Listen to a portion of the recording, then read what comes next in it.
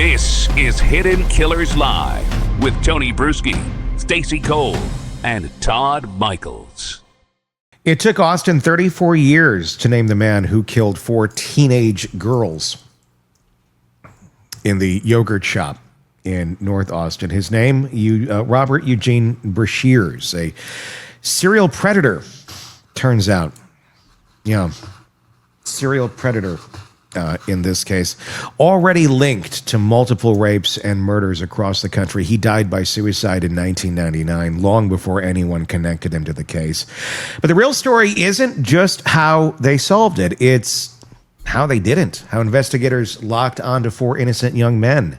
How 2 of them were convicted. 1 sent to death row based entirely on confessions that never matched the evidence. How DNA that excluded them was ignored, downplayed, or twisted to fit a theory the state refused to let go of. It's a case about tunnel vision, about coercive interrogations, about prosecutors doubling down even when the science told them they were wrong. It's about what happens when you let the need for closure override the need for truth. We're not just talking about the yogurt shop murders. We're talking about what it reveals about the system itself and the lives that get crushed when that system refuses to admit it was wrong. Joining us now is defense attorney Bob Motta, host of Defense Diaries and someone who spent his career fighting the kinds of tactics that wreaked havoc in this case. We're going to break down how 2 innocent men ended up in prison, how the courts failed to stop it, and how many more cases like this are still buried in evidence lockers across the country today. Bob, as always, welcome and thank you for joining us. When you see a case like this where the system locked onto the wrong guys and absolutely did not look back until it was forced to, what does it tell you about how we chase resolution over truth? Well, sadly, that's just a reality of what we're dealing with the criminal justice system these days, because at some point in time, it became less about justice and the search for truth, and it became more about winning. And I think the biggest problem that you have from the prosecutor's side of the equation is the fact that they're elected. It's a political position. Mm-hmm. And when you have a political position, and you're having to run for election, you're going to try to beef up your resume. Mm-hmm. Okay? And if you're running for prosecuting attorney, tough on crime is the way to go. That's the way they've always said how you win the position. So, and what is tough on crime? Oh, well, my conviction rate's 98%. Mm-hmm. At the exclusion of the truth. So that's just a sad fact. Mm-hmm. That is an absolute reality that no one is going to ever convince me otherwise. That is one of the primary issues with our system these days.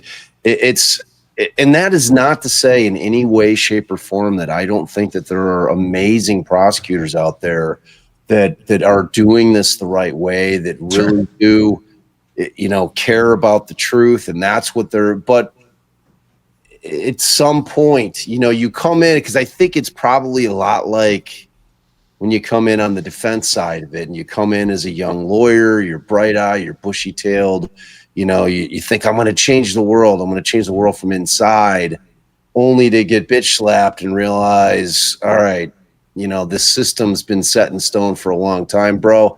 You ain't doing shit, so you're in there trying to one-time it. And I have a feeling that a lot of prosecutors go into that job, same way, but on the opposite side of it, just saying, look, I'm here to do right by victims and to bring justice to the families. And, so you go in with all the best intentions, and then like anything, the bastards just grind you down, So ultimately, when you see a case like this, and it's 2 sides of it, right? It's like the law enforcement and the prosecutor. It's both. It starts with law enforcement. And, when you look at the yogurt shop murder case and you're thinking about it, it was like a hard-on cop that just decided for some reason that these 4 kids had done this. Mm-hmm. like it's just a fucking total hard-on cop that had no evidence to suggest it, just like came up with this concept. Oh, it's the Creek kids. It's the Creek fucking people. That's what makes sense. I mean, and the guy locks into it, and then they start using Hector Polanco to start fucking extracting confessions from these kids, man. And it's like, yeah, it's scary is what it is, Tony. And it's scary because at the same point, if you look at that group of folks who were doing the investigation at the time, I don't think that they were sitting there going, we're going to get these kids convicted. I don't care if they did it or not. I think they believed what they were doing was right. I think they thought that they were actually, well, the kids confessed. They must have confessed. And they confessed. It's real. That's it. Then they get their blinders on, and there's no room for any other way of thinking. But I don't think they were sitting there nefariously going, let's just get these kids and call it a day. And that's the scary part, when you actually believe your own myth, your own bullshit. Yeah, no, I agree with you. I mean, if you watch the documentary, you can see, especially the main two guys, right? The first two investigators were just a couple of guys that were really trying to do everything in their absolute power to try to solve this case for these families that, in this case that devastated Austin and Texas in general, but Austin in particular. Yeah, no, there is no doubt in my mind that in terms of trying to get it solved, that when they kind of landed on these kids, but remember, it wasn't those first two guys that we're talking about here. Those first two guys that are still tight with all the family, and it was well known that Polanco was the cop who would extract false confessions. Quite frankly, I was a little bit shocked. Not only that one of the cops kind of threw one of the other cops over, and I understand that, and I don't know if Polanco is still with us or not, but when you got another cop saying, yeah, this guy was infamous for getting innocent people to confess to shit they didn't do, and that's one of the other cops. I mean, if I'm a lawyer out there, and But at the time, was it viewed as that, though? I mean, yes, retrospectively, we can look at it and go, he got people to confess to shit they didn't do. At the time, they're looking at it as, he's the guy who gets confessions out of people.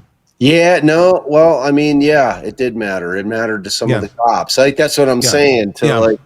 I forget what his name is, John Jay, or whatever. He's one of the most prominently featured cops in there, the guy who really haunted him, and he's like, I'm still thinking about it. The guy with the striped shirt, right? Like, when this shit gets off. Yes, I was looking for him online yesterday to see if he wore his shirt again. He did. I saw a video earlier today, and he did wear the shirt. Yeah, that dude, man. No, he knew. Like, he was an intellectually honest cop, and he had problems with them looking at these kids. He didn't think that these kids were the right call. And ultimately they moved him off the case, because of his kind of resistance to what they were putting out there in terms of how they thought this case went down. So, I mean, cops are just like anybody else. They're individuals. There's always going to be, differences in opinion, just like any other job. But, ultimately, what happened here was they get locked in on a concept, on a theory, and it's really, really hard to get them off of it, and ultimately, and then it started with the cops there, and then it moved up to the prosecutor's office. It's a compelling story, and the Creek kids, they sound like fucking nefarious little motherfuckers, and let's hang it on them. But the problem is when you don't have any evidence. No matter what your intentions are. They were able to coerce a confession out of them, and then you got a community that's seething to find somebody. I was just going to say that. And if you go, the River Kids did it, of course the River Kids did it, and you're basically you're running on hysteria. Totally. And hysteria is not fact. Hysteria rarely ever produces anything out of it that is tangible or meaningful once the hysteria calms down. But unfortunately, it's like, we got it out of the hysteria. It's fact. And that's the scary thing. 18 hours to get Michael Scott to confess. Robert Springsteen confessed after 5. Neither had legal counsel present. Both later recanted.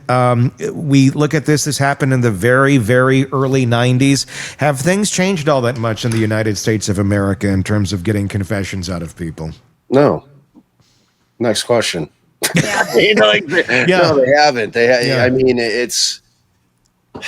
I mean, the read technique, I think, should be outlawed. Look, they're always going to be able to come into an interview and lie to you until the Supreme Court, reverses that ability to be able to do so. Because right now, and they can't lie about certain things. Like, they can't say, if you just confess to me right now, I'm going to make sure I'm going to walk you out of here. We're not going to charge you. You know what I mean? Like that. Yeah. Like, if you're talking about some kind of immunity deal, that's going to be brokered by a prosecuting attorney, not a cop.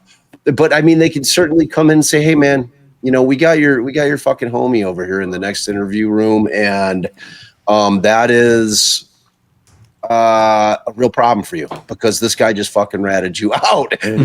So like, and you're telling this guy that, and it's all like a mind fuck. Yeah, you know what I mean? It's like you're in there because just like. We could spend probably a full day trying to get people to understand that false confessions are a real thing. Yeah. And we had Michael Scott's attorney on with us last night. Yeah. And he was fascinating. But, one of the things that we were talking about was this concept of trying to convince people that there is such a thing as false confessions, because everybody's initial instinct in terms of like being a human being is, hey, you know what? There's no fucking way I would ever confess to something I didn't do. I don't give a fuck what they're doing to me. That's what people say. That's what people think. And that is the base from where people jump off from. Like, so like everybody thinks I would never confess to something I didn't do. Like that is just, so that is where you're trying to overcome from that cognitive bias right there, that I just wouldn't do it, so no one would do it. But the reality is that when you get into a room with a skilled interrogator, and the memory and the mind, it plays tricks on you. It is very easy to fool your mind into something being true, or some version of it being true. And it's exactly what they do in these interviews and these interrogations where, like kids come in there like, I didn't have a fucking thing to do with it. And they just suggest facts, and they're dropping little breadcrumbs, because ultimately the person needs to kind of come up with some version of it on his own. But obviously if they don't know any of the facts of how it went down, it's very problematic. So, Bob, where was their defense?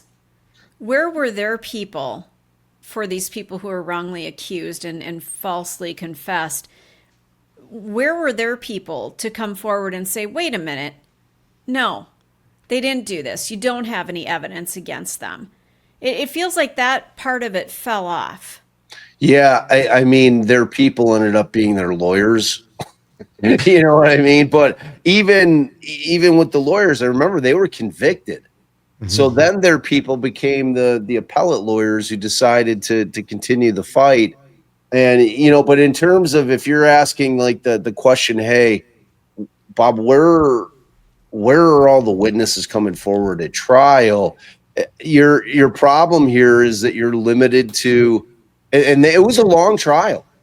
It was a long trial. It was, but the thing that ended up happening with it is you've got people that were in a very segregated area from kind of the rest of the public down in this creek.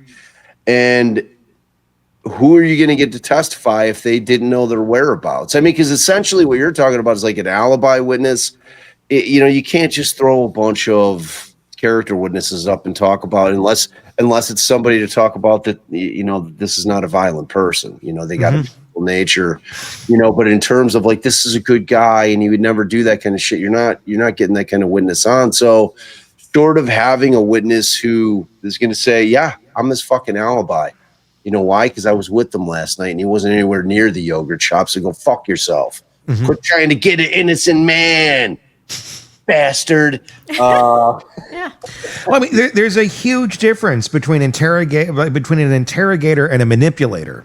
And the sad part is, I think a lot of these individuals, that especially the ones that had like the really strong records of, they're always getting the confessions. That's manipulation. That's not interrogation. There's a huge difference between the two. And one is actually getting information, one is making things up.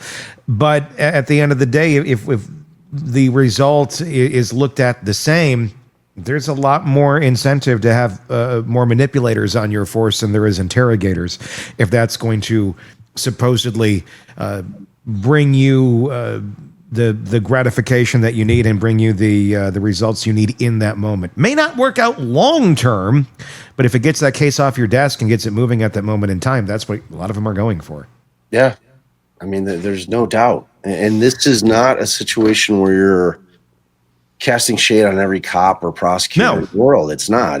But and we talk about this many, many times over here, man. It's a fundamental brokenness of the system. It just is, man. And it's like the power with a corrupt fucking cop is that they have so much power. That's what terrifies me about them, is that, like, in the cops, like the prosecutors, like defense attorneys, I think a majority of us come into it with the right intentions, right? And you end up just getting just absolutely perverted by the system. And I don't mean perverted in a sexual sense. I mean, just like you just, it becomes impossible to kind of fight the grind of it. You know what I mean? And it's like, and for cops, I mean, can you imagine how fucking tempting it is to, if you've got a case where you're like, man, I fucking know, I know this dude is the guy, and I just don't have the evidence to prove it, how tempting it would be just to plant one little fucking thing. Well, your gut instinct better be right. Well,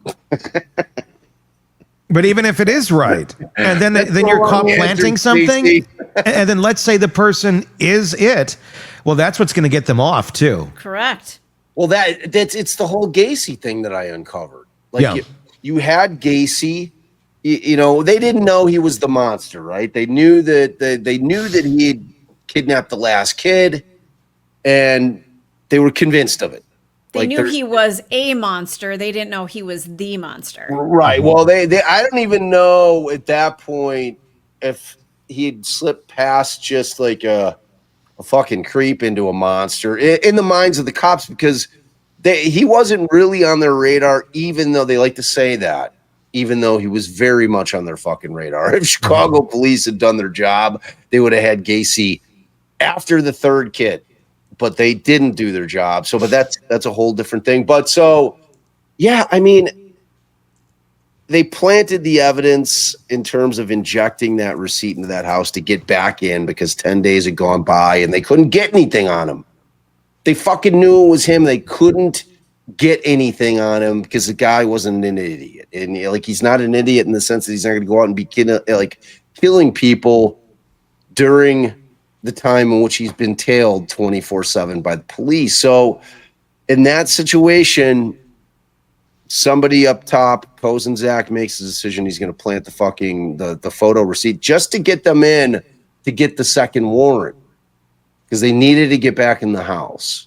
So they get back in the house, and that's on the second warrant. And they start uncovering the graveyard in the crawl space. So when I uncovered that, I'm like, okay, this is a fucking moral dilemma, right? Like, you've got this absolute fucking monster who absolutely needs to be stopped, but you can't get to him the way that you got to him because the Constitution has to matter. We can't pick and choose. It becomes such a slippery slope when you're like, okay, but this guy's a fucking monster animal. But we're just going to pretend like the Constitution doesn't exist for this one case because we got to take this. You can't do it. You just can't do it because it's a slippery slope. Because then, and the next time you're like, look, we did it for Gacy. This is basically the same shit. And then it becomes more and more. I mean, you just can't do it. You can't chip away at those incredibly important rights. And so, I mean, and it's not like they wouldn't have gotten Gacy eventually anyhow. I mean, there would have been something would have tripped it to get in there and get that information. 100%. But they did it. They, basically they warped the level. They got there a little bit faster than maybe they needed to.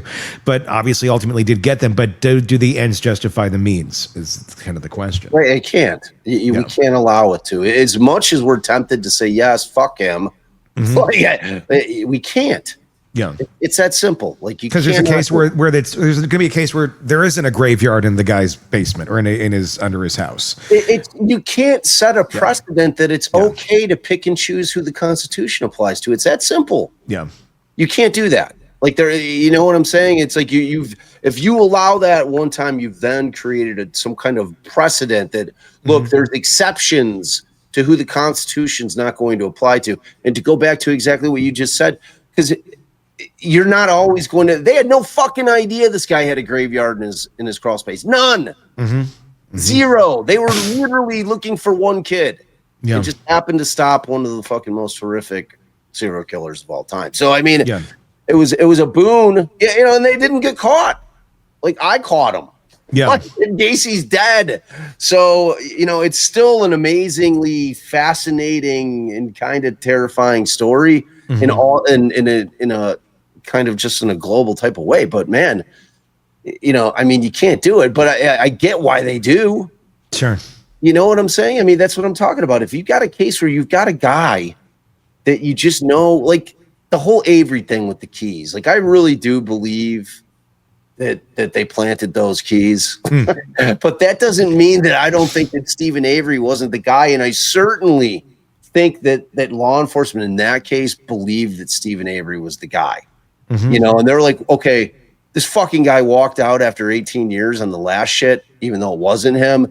He's like, we're going to make sure that he's not walking out on this one, because I mean, it's like, so, or it could be that Manitowoc didn't want to pay him $1 million too. That 100%, dude. Yeah, 100%. Like, that's a good point. Allie and I are in the middle of that thing, and I have, like, until I've looked through all of it, I'm not reaching a conclusion based on anything that I've seen, whether it be making a murderer and convicting a murderer. I don't give a fuck. Those both had objectives going in, or soon got an objective after they started filming. So yeah, I don't know, man, because that is more than $1 million. I mean, he was suing for more than $1 million. I mean, it was a major lawsuit, and it was one that they were going to have to pay out on because he was absolutely, unequivocally not guilty of the first thing that he spent all the time on. So what's also interesting, I mean, in the yogurt shop case here, we have Austin, we have this community, 4 young girls dead. Everybody is scared. Anyone who has children is thinking, well, this could happen to me. This could happen to my daughters. We need justice. We need our boogeyman. We gotta, and so it's the Creek kids. They're spooky. They're weird. In Wisconsin, it's Stephen Avery. He's got the junkyard. He's weird. He's kind of out there. And when you re-examine cases like this, when you look at them locally, and this is, I think, a kind of a new way of doing it, because back in the 90s, unless it was a major national news story, we weren't hearing about the yogurt shop murders in Wisconsin or Chicago or wherever anybody is. Just like a lot of places was not hearing about the Stephen Avery case until Making a Murderer came out. Yep. And locally, the atmosphere, the temperature in those rooms is oftentimes quite different than any place else in the country who may be looking at it from a slightly lower temperature. I want to ask Stacey and Todd about the Avery case for a moment, because I haven't lived in Wisconsin for more than half my life now, but I was there when this all went down. What is the overall feel? What's the temperature in Wisconsin about Stephen Avery? Is it that he's guilty? Because that's the vibe I got when I made a mention of it a couple months ago on a radio station in Wisconsin. I was talking about the procedural issues with the case, and oh my God, people didn't like that. People did not like any questioning of the law enforcement on that case whatsoever. But the rest of the country is like, look at all the holes in this. Not there. Not there. Well, I think it's because, we don't want to believe that there's a miscarriage of justice right in our backyard. And so I think a lot of people are invested in this case because they know people in these communities. So I think they feel a little closer to it than a case down in Austin, Texas. We don't feel that connection to it. I do hear a lot of people talk about how he's wrongly accused. And it just surprises me. As I brought it up on Kiss FM in Green Bay, Appleton many months ago, and got flooded with calls of like, how dare he say that this, and granted, it is the market where this happened. It is the Stephen Avery market. And so there's a lot of people connected to that case. I mean, I even have... It's a niece of actually a uncle of mine, not by blood, is Teresa Hallbach. But I was very surprised that there was the vitriol on it. And again, I don't even know what my opinion is on the case. I haven't looked at it in quite some time. I know there was Making a Murderer. Candace Owens, you can have your opinion about her every which way, and I think many do. Had that other doc that came out that was more Convicting critical. Murderer. Yeah, Convicting a Murderer, which I watched and I thought was interesting, and it pointed out a lot of the shittiness of the original doc in terms of things that were edited to be a certain way. But at the end of the day, there's a lot of questions there in my mind. It's anyway, we're not talking about that case, but it is. But the point is your atmosphere is your temperatures in the room, and the pressure to convict and get your guy is such heavier in the places where it took place, obviously, than others, and you're going to have very different viewpoints sometimes depending on those geographics. 100%. Look, the reality is pressure makes diamonds. And when you're in a community wherein something like this, and I'm talking about the Yogurt Shop murders, happens, you have a stunned, scared community, and there's going to be expectations. And it starts with the victims' families. And, cops are like just internally feeling that pressure, for the families, because they realize that the families want answers, need answers, deserve answers. And to have that kind of pressure on you as a cop, it's like where you see it in shows, the obsessed cop who can't sleep, who's working the case constantly, who's, there's got to be the answer here. And sometimes there just isn't the answer. And sometimes you just have to really, let the thing go cold and wait to see if something else develops, because what you have at the time just simply isn't going to be enough. And I think that like what you were talking about, Tony, that sometimes that the external factors may push people to do things that they wouldn't otherwise do if all things were equal. You know what I'm saying? So, I mean, just it's, again, that political pressure, there's motives for reasons for people to do things that they wouldn't otherwise do. And I think that it happens sometimes, because it's like, I'm always sitting there thinking in cases where it's just clear that they railroaded somebody, and where it's so clear that they railroaded somebody that the question then becomes, did you knowingly convict an innocent person just to get a conviction on this fucking thing? Because that's a hard question.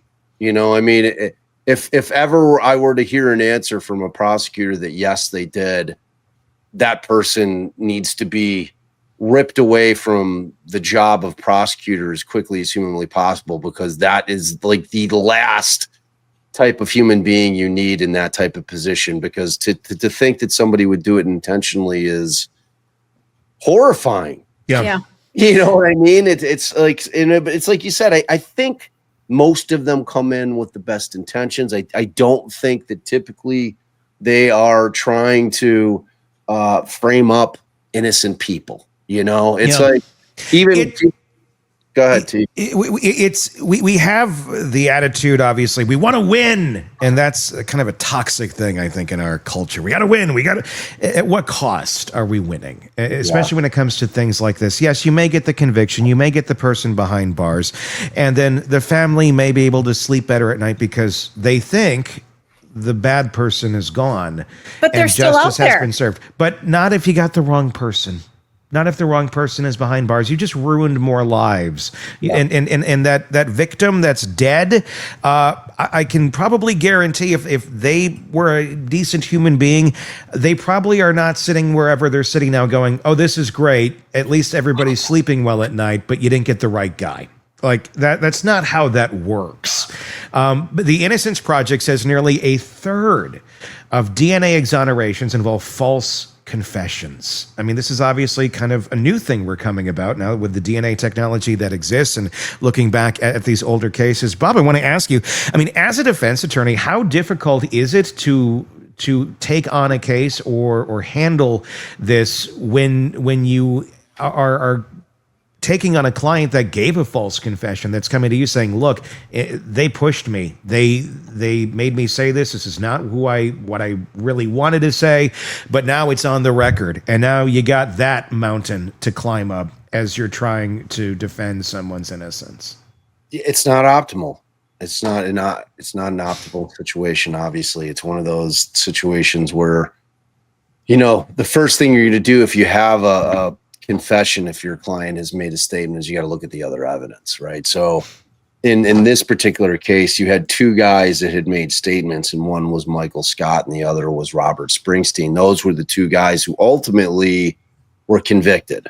Okay. Mm-hmm. So these guys were actually wrongfully convicted. Maurice Pierce and this Forrest Wellborn, who were the two other kids out of the four, they never actually ended up going to trial and getting convicted. So the charges were dropped on both of them at some point. But these two guys, so initially all you have is their confessions against one another that are not consistent at all, completely inconsistent with what happened inside of that yogurt shop. So you've got that. But the difference between Robert Springsteen and Michael Scott in this case was that there was somebody that, and I don't know if you watched the documentary, but it was kind of the tattooed blonde woman. So when she had made a claim that Michael Scott had confessed to her at a party, that she had said that he did it.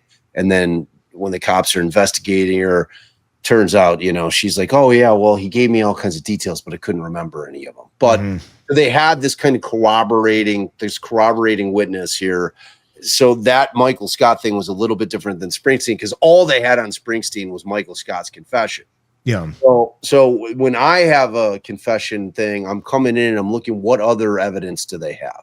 Because I assume if my client is sitting there telling me, I'm telling you, man, they bullied me into doing that thing. I honestly don't have a recollection of saying it because they got my head that fucking twisted. By the time that thing was done. So I'm telling you, I didn't do this thing. You're just going to have to trust me on it. So if I have that as my baseline in terms of saying, okay, I've got to look at the conditions of the interrogation and I'm going to have to challenge that. But the other part of it is, because I don't think if you have a single confession and it's something of the nature I did it, that is a confession. That's something that I'm looking at and I'm saying, okay, I can overcome that because I'm just going to say that the cops are browbeating the fuck out of my client for 18 hours straight. And, he was just saying what they needed. He thought that they needed to hear in order to let him walk out of that police station. So, but where you have the problem is where you have other powerful evidence against you, right? So that becomes a different thing. So it's like, that's really what I'm looking at. I mean, you're always going to be able to legally challenge whether or not a confession was voluntarily given, right? So, I mean, you're going to be able to have the opportunity to do that as a lawyer. It's not optimal, I mean, my number one rule for my clients is shut the fuck up. You never talk to the cops. I don't care if you're innocent or guilty. You don't talk to the cops without a lawyer present, unless you're a fucking moron, unless you want to get railroaded, unless you want to give up some shit that you had no intention on giving up, or giving up something that you have no idea actually happened, and they've tricked you into thinking that it did. So you just do not go into a police station or get interviewed by law enforcement without an attorney, period, end of conversation. That doesn't make you shady. It makes you smart. In this day and age, you just have to understand that everybody's got something driving them. And when you're talking about a cop or a couple of cops, their drive is to get an arrest on something and ultimately try to get a conviction on a case, especially if it's a case that they've been investigating. Yeah. Because there's all kinds of crimes, like shit that they see that's going on contemporaneously. That's a completely different thing than if you're a homicide dick and you're out there investigating for years, and you're becoming obsessed with the case. So, the confession thing is the problem with it, Tony, is that by the time you get to trial, you're then left with trying to convince 12 people of that thing that I was talking about 15 minutes ago. Yeah. That people actually do make false confessions. Yeah. And it's a simple fact, but it's trying to convince people of a fact that they're hesitant to believe. And that's the difficult thing with all this. In this case, in the yogurt shop case, I mean, we try to have a system of checks and balances that can weed things out, the judge being one of them. I mean, at some point when you have these cases in preliminary hearings and motions are going about, why did this get as far as it did, especially with one of them ending up on death row? I mean, why on earth did someone at some point not say, these two stories that they're both ratting each other out on don't make sense. They're not even talking about the same story. It's different stories. So how is this logical? How does this have any sort of weight? Is it, I mean, obviously within those jurisdictions, they're on the team too of we want justice for our community. Is it the narrow-mindedness of sometimes the prosecutors, the judge, the police, everybody is not operating as independently as they should, where you can have the checks and balances going on? I mean, when you say the checks and the balances, when you're talking about the criminal justice system, the checks and the balances in that equation are defense attorneys. Yeah. We're the fucking checks and the balances. Sure. You know what I'm saying? But within the system, if you don't want a wrongful conviction, if somebody just looks at us and goes, okay, I see your work over here and I believe you think you're on the right path, but look, this just doesn't add up. And it seems nobody wants to tell anybody their work is bad. I know. And it's like, it's one of those things where you're sitting there thinking about it and you're like, okay, how do I tell my boss that this case is shit? Like, because I have friends that have been prosecutors and they were just assistant state's attorneys, but they had a boss. And I've always been trying to ask these candid questions of these fucking people. I'm like, all right, so dude, like when you open a case and you open the file and you're reading through it and you realize that you have a shit case, can you go to your boss and be like, this is I don't want to fucking try this case. It's a piece of shit, and from the few people that I've spoken to that have been, I feel honest to me about how those things operate. They're like, no, if my boss has told me to move forward on the case, I'm moving forward on the case. And I have very little ability to stop that from happening, if any. So, you know what I mean? People need to understand how the politics of that office work. You have young prosecuting attorneys, sometimes 23, 24, 25, no life experience. They're going in there. If they're in the felony courtroom, and they're not kind of the head attorney in that room, then they're relatively new to trying cases and they're relatively new to being an adult and being out in the world. And, they don't have that life experience that is so invaluable for investigators and prosecutors both. Yes. I was dying of thirst. Thank you. Hey, wait a minute. How do you get a delivery like that? Yeah, because my wife is the best, baby. Yeah, sorry. Well, we do this live thing now, so it's a little more of a more casual vibe. I'm allowed to grab my coffee and drink. Yes, you are. I ate yogurt and stuff. Just sorry, that's probably not appropriate to eat during this segment, but it's all I had. I know. And stuff. You're always eating meat sticks. Let's be honest. Meat stick. Nope. Today was yogurt. Oh, be kind. I did not get my meat stick today, so yeah, huge deficit over here. Wow. If we were to look back at this, and because obviously, and I want to talk about the folks who've gone through hell on this, and obviously now they did not do it. But the rumors have continued throughout the years, and they get looked at strange ways. Oh, I wonder he got away with this. Everybody has their judgments. Obviously, it wasn't them. So what does the future hold for the surviving accused today? Do we have lawsuits in the future? I know that there is like a fund for people who have been wrongly accused in Texas. I believe it's like $80,000 a year they get. But I mean, come on, you stole all this time from these people, and now that they truly do have the right person, is there any now new legal repercussions or motions or moves that they can make for some justice here for themselves, for the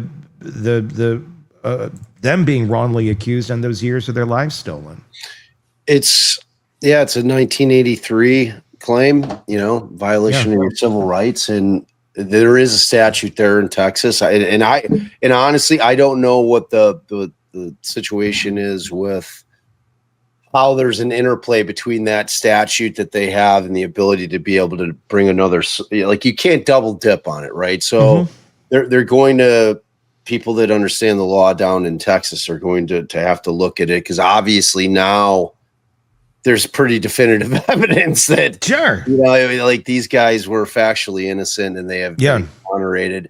Here's the problem with it, T, is like, we're talking that this is a case that went down in 1991. Yeah. Right. And like, so these guys ended up not going to trial until like 1999. So but there was this cloud of first suspicion, and then this cloud of guilt that followed them. So in 2009 or 2008, leading into 2009, both Scott and Springsteen got out based on the Supreme Court of the U.S., had dropped a new case, and it was a Sixth Amendment case saying that, look, you absolutely cannot convict somebody on the fact that you're using that person's confession without bringing that person into court so that the accused can confront their accuser, meaning the person who gave the co-confession. So in both of those cases, wherein the primary piece of evidence was the confession, during neither trial did they bring in the other person so that they could be confronted. So meaning Robert Springsteen was not brought into Michael Scott's trial in order to be cross-examined, and vice versa, because they were tried separately. So that was a no-no. And so ultimately what ended up happening is both of the convictions were overturned. However, to go back to your point that you were just talking about 15 minutes ago or 10 minutes ago or 5 minutes ago, whenever it was, you had these prosecutors and cops that still had bought in to their theory to the extent that they had this cognitive bias that they could not get past the fact that these are the guys. Like you've seen this clip of those prosecutors. She's like, when they were both convictions were both tossed and they were remanded for a new trial, she says, originally they're trying them again. So there's a year period. She's like, we're definitely trying these mofos again. We're convinced that these are the guys and we're moving forward. So for a year, like when we had the attorney on last night, Carlos, he's like, I prepped for that case like a fucking savage. Yeah. Thinking that they were going to be taking it back to trial. And then all of a sudden, technology pops its little head in, and they were able to create and pull two profiles. One at that time, there's multiple profiles now from multiple different pieces of evidence that they couldn't get because it was such a minute amount of DNA that, at the tech at that point, they couldn't develop a profile. So Sure. at that point in as they're in 2009, the technology is advanced to where they pull profiles from both the round that was found in the drain and also in one of the vaginal swabs from Amy Ayers. And at that point, they're like, oh, okay, we got a fucking problem. Like this sample, which the sample on both the round and the vaginal swab, same dude. And that dude isn't any of these 4 dudes. So they're like, oh, well, he's the 5th guy. It's like, Oh, we had a fifth, another one. Yes. yeah. So, that's where you're at. And so ultimately they end up not recharging or retrying the cases. So like ultimately there was enough people back there being like, I don't know. It's like that. He's the 5th guy thing. I don't know that that's it. I'm starting to think that these guys didn't fucking do it. But it, like the way that it was publicized in Austin, and like you said, it was pretty much kind of a local case. Like I don't know. I had never, frankly, I'm embarrassed to admit, I'd never heard of it. I didn't either. No. Until this documentary, like, and then I start seeing them like it's one of the biggest things ever happened in Texas, which just goes to show, like I have like Texas is like an entirely different country. It's Yeah, I not, was gonna say I don't that. know what the fuck's going on down They there. wear big man. hats there, bigger They hats do. than I've ever seen. They even wore him to the thing yesterday. Yeah. Yes. Don't mess with Texas. Did you Oh, guys did you guys see the one guy that looked like Wilford Brimley sitting there? I did. Okay. Yeah. It was going to be inappropriate for me to bust in and say Yes, that. I it thought at would that have. point, Like that's but yeah. one of the dads. That's what I was thinking that while we were watching that last hour. I'm like, who knew Wilford Brimley was still alive? Yeah. Man, I love Wilford. Wilford Brimley was fucking great. And he was like, Diabetes. the guy looked like it looked like he was going to eat some Quaker Oats. He was ready to go. Hell Like, yeah. right? Yeah. He was pumped. He was Yeah. pumped. It's like the unmasking of who actually did this was so profoundly it was very encouraging in so many different ways for like. But like the point that I was getting to about these guys, and then I'll wrap it up on that portion of the question, is that the shroud of guilt just followed them, even though they weren't tried again. Yeah. You know what I mean? It's like there is no They're not. normal life for these fucking guys. And like I know one of them moved to West Virginia, but like this thing comes out, right? And you're just The trauma. I mean, even if people aren't recognizing you for it, it's part of your identity now. Yeah. And it's an identity that you never asked for. And you can't necessarily escape. And the amount of, and I believe that there was very well-intentioned investigators on this, and there were some that were just ignorant, that refused to not believe that their shit didn't stink.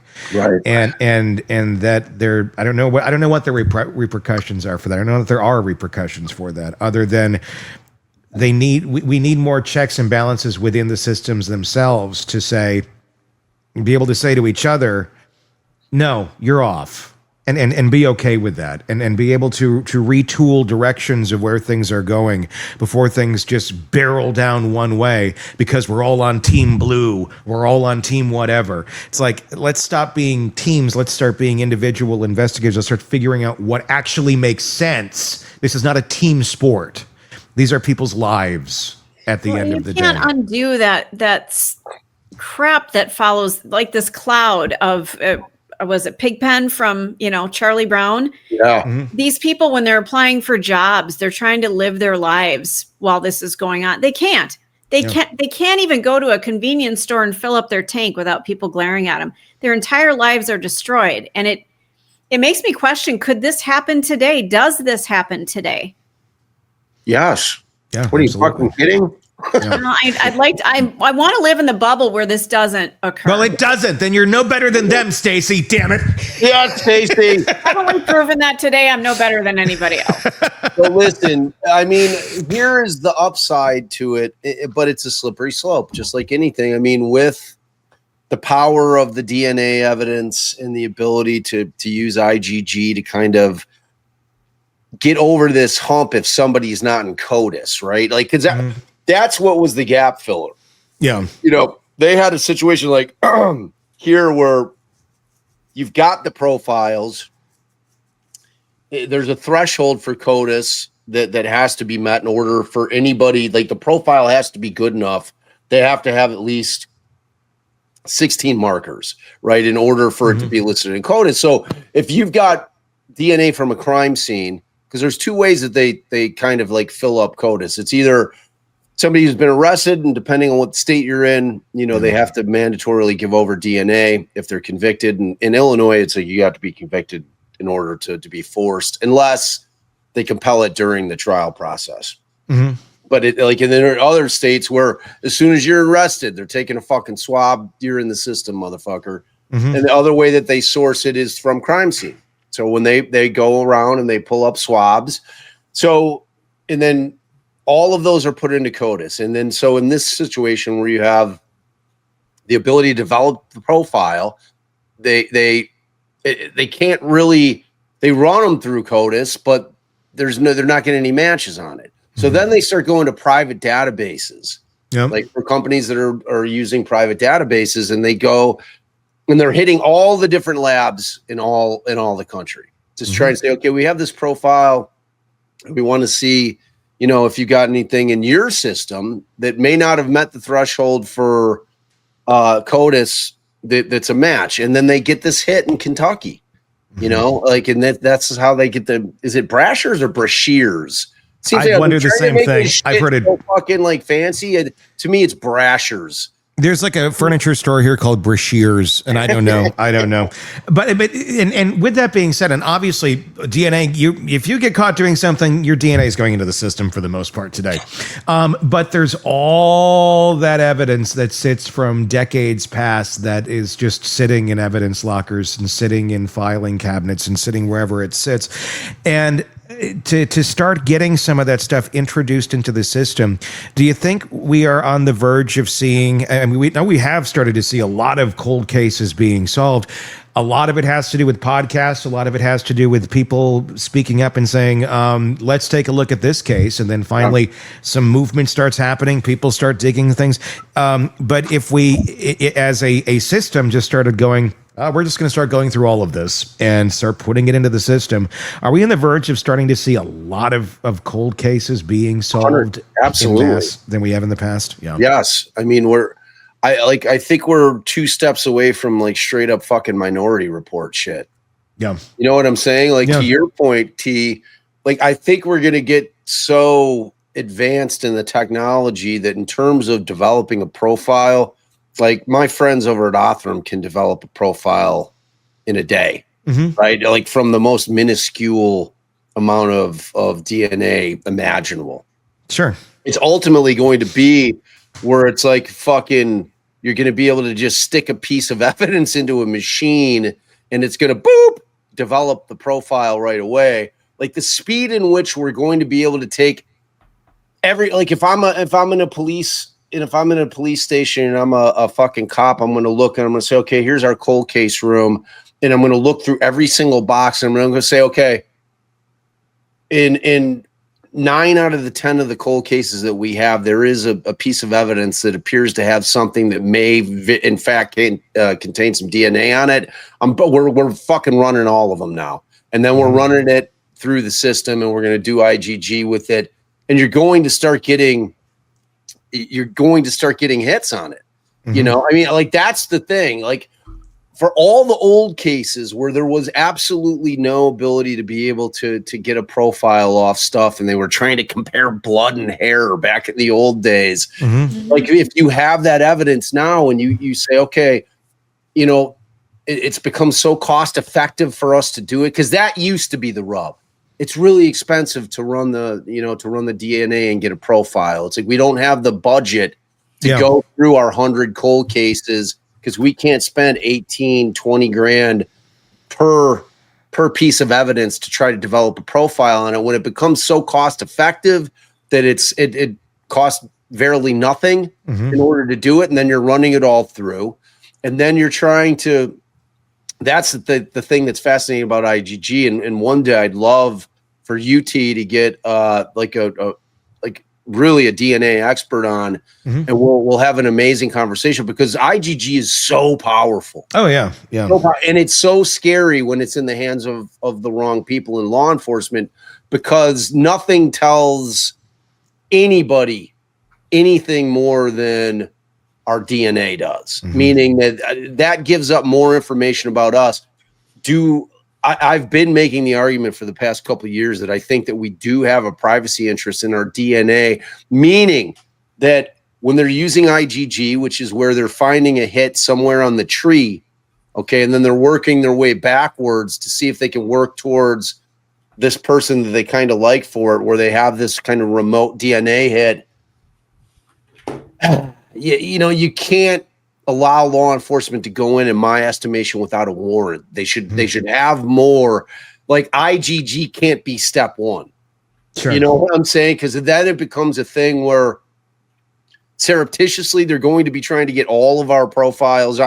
Because if the government had their druthers, they'd tell us, all right, everybody, today is DNA day. Everybody go to your local fucking office, and you're all giving us a buccal swab, and like, that's it. Like, we're going to have a huge database. No one's getting away with shit. Fortunately, we have civil rights in this country, and they're not going to be able to do that, at least at this point in time. But, if you were to ask them, would you love to be able to have every human being that lived in the United States in the fucking system? They'd be like, yeah, we'd solve every crime. Yeah.